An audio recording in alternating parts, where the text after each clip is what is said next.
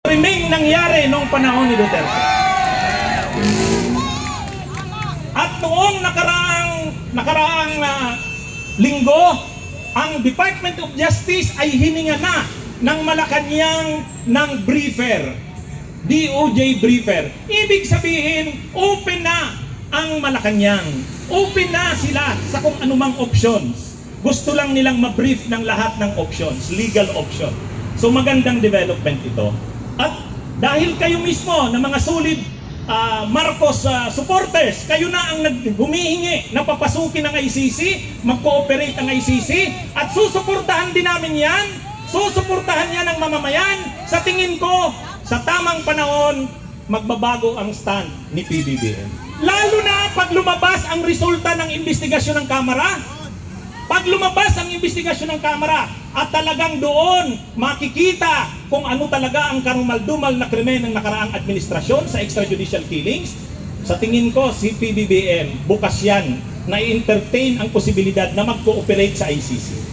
Lalo pa may binuo nung nakalaang linggo na super human rights body. Sabi ko, human rights ang isa sa mga programa ng administrasyong ito. Human rights lawyer ako. Kaya sabi ko, suportahan ko to. So, sa dalawang issues na yan, na malapit sa akin kaya ko sinuportahan si Leni, hindi ko inaasahan na gagawin yan ni Marcos, nagbago ng direksyon si Marcos, kaya ko sinusuportahan ang gobyernong ito. At mayroon pang bonus. Mayroon pang bonus. Hindi ko inaasahan na papanagutin si Kibuloy. Hindi ko inaasahan na i-revoke ang franchise ng SMNI. Sa totoo lang, medyo mahirap gawin yan. Baka nga si Leni, medyo mahihirapan gawin yan. Kailangan ng political will yan. Pero nagawa ng administrasyong ito. Bagamat mayroon ding mga issues na hindi ko masuportahan tulad ng Chacha. Pero isang tabi natin yan. Dito tayo sa nagkakaiso tayo. China, ICC, at pagpaparesign kay Sara. Magkakasama tayo dyan. At hindi po ako namumulitika. Napapanood nyo naman siguro ako sa mga vlog ko. Very open po ako dyan sa bagay na yan. Kahit sinasabihan ako ng ilang kakampings na panatiko na Marcos loyalist na daw ako, sabi ko hindi nyo naiintindihan. Hindi nyo ako naiintindihan. Hindi naman ako Marcos loyalist. Naninindig, tinusuportahan ko lang yung tamang stand ng gobyernong ito dahil tama. Kung saan yung tama at totoo, doon si Attorney Enzo Recto. Ngayon po, bakit ako kontra kay Sara at bakit sumama dito? Kasi lahat ng pinaninindigan ko, lahat ng ginawa ni Duterte, at lahat ng binaliktad ngayon ni PBBM, ibabalik yan ni Sara uli pag siya ang naging presidente. Pagdating sa issue ng drug war, yung madugong pagpatay, yung tukhang, gagawin din uli ni Sara yan eh. At ang mga aktivista na kritiko, kapag lumaban sa kanya, nagkriticize sa kanya, ipapapatay ni Sara yan. Nakikita nyo, DepEd Secretary pa lang, ang bukang bibig, terorismo, komunista. Saan ka nakakitang DepEd Secretary ka? Yan yung bukang bibig mo.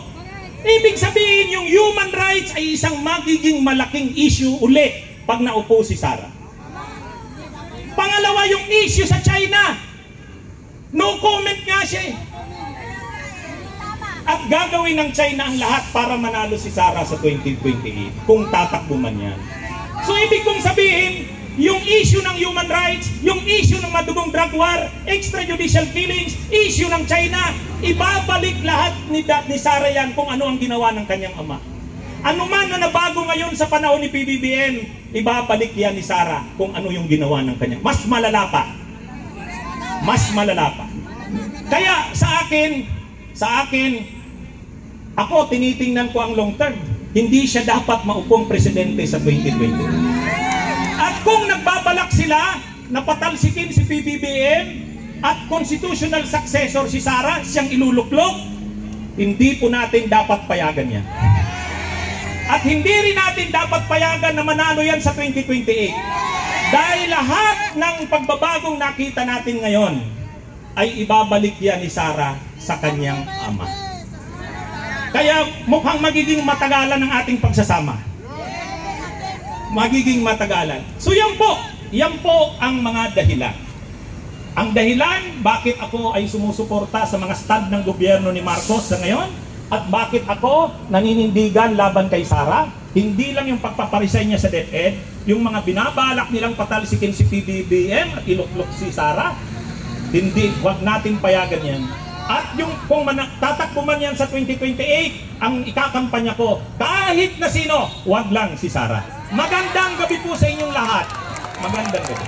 Maraming salamat, Attorney Enzo Recto. Wow! Maraming salamat sa iyong pamamahagi ng iyong kaalaman sa batas at sincero pong karanasan. Ang totoo po yan, mga kaibigan, para sa kaalaman po ninyo.